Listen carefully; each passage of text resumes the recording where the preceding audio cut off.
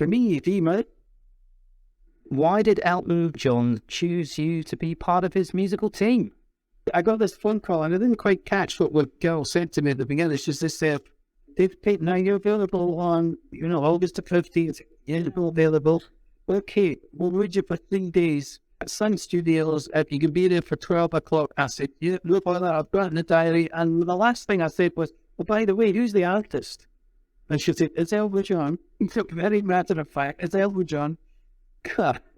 I just thought, oh wow, Elton John, one of my favorite artists. And Gus Dudgeon was producing the album Ice and Fire, and I had worked on a couple of things with Gus. So I believe Gus put my name forward for it. The guys from Queen, the drum and bass player, they both played on that album as well. Another bass player, Ian Spess, he played on it. There was 4 different bass players on the album, and I didn't know at the time that Elton was looking for a permanent bass player.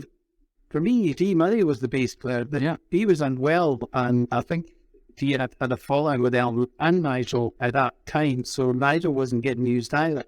I was in Sun Studios, and for the first day of recording, reading over the drum bass, talking to the drummer, whose name was Dave Matic. Double convention. Yeah, that's right. And I'd been doing some sessions with Dave. Dave and I were picked by Gus to come in and play as a rhythm section. And I was just leaning over the drum bass talking to Dave when I felt the presence beside me, and it was Elton. Just leaning over, listening to our conversation. Of course, he introduced himself, and Dave said, I'm away for a cup of coffee. So we left Elton and I in the studios. You had the fretless bass, didn't you? Yeah, I picked up my fretless bass just to tune it.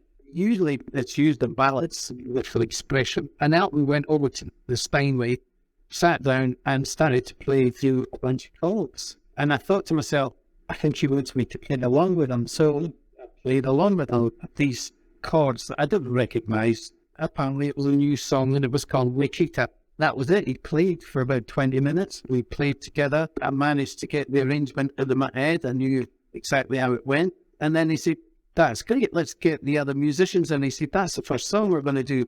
Can we afford it? And they said, Gus, are you ready to do this? Yes.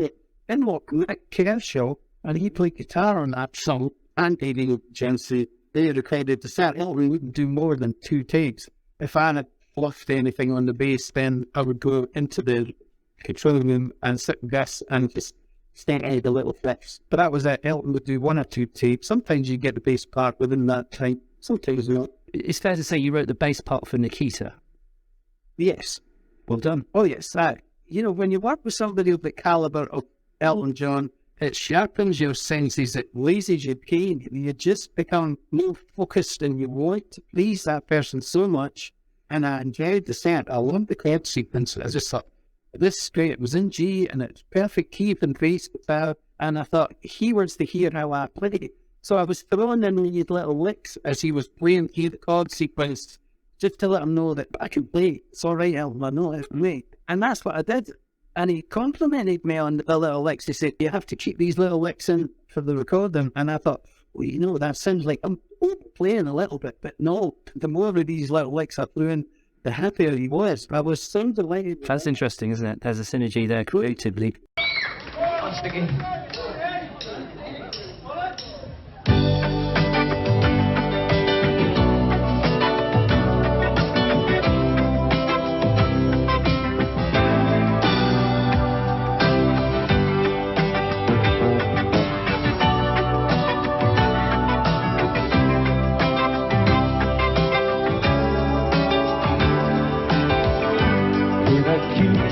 Is it cold in your little corner of the world? You could roam around the globe and never find a warmer soul to know. Oh, I saw you by the wall, and a young tin soldiers in the road. With eyes looked like ice on fire, the human heart of captives in the storm. Oh, Nikita, you will never know anything about my home. I'll never know how good it is.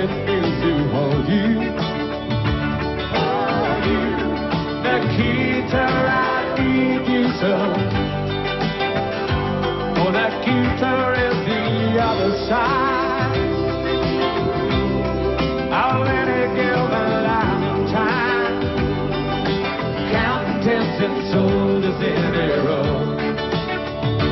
Oh no, Nikita, you'll never know.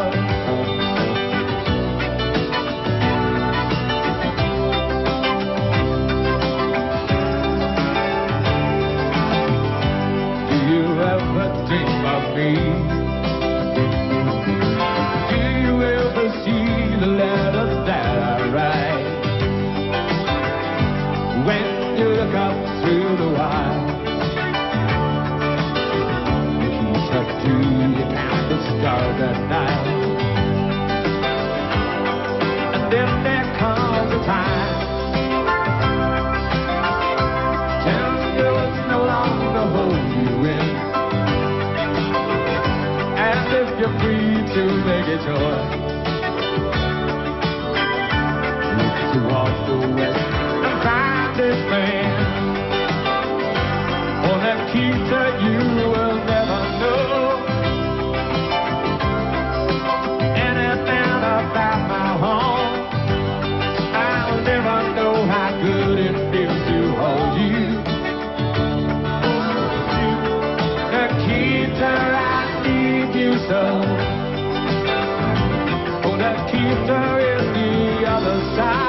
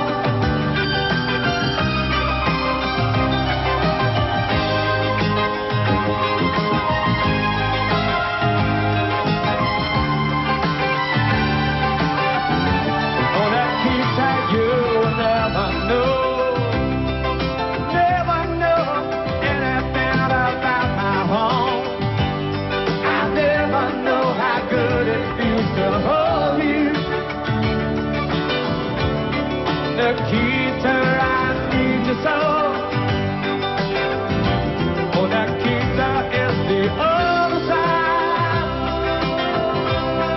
I'm gonna give a lot of time, counting and soldiers in the room.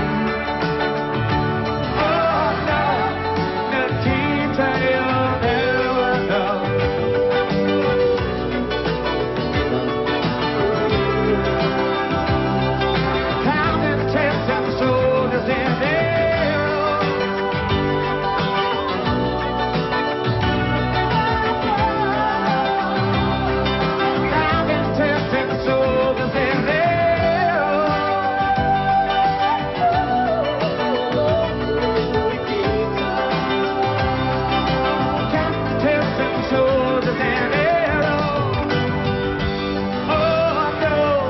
Nikita, you'll never know.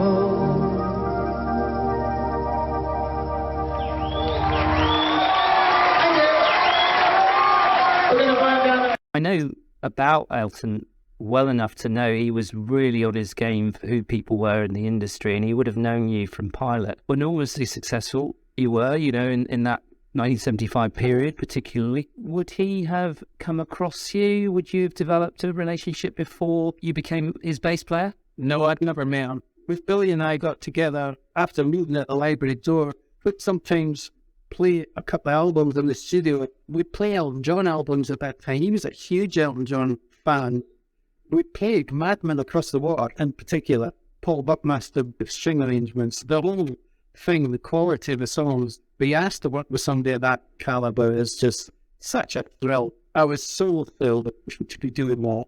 you almost feel because he was so closely associated with the Bernie Taupin partnership, and you always get the impression that he is a bit lost when it comes to lyrics. But in some ways, Elton John songs are not his own creations. Describe just how creative Elton is.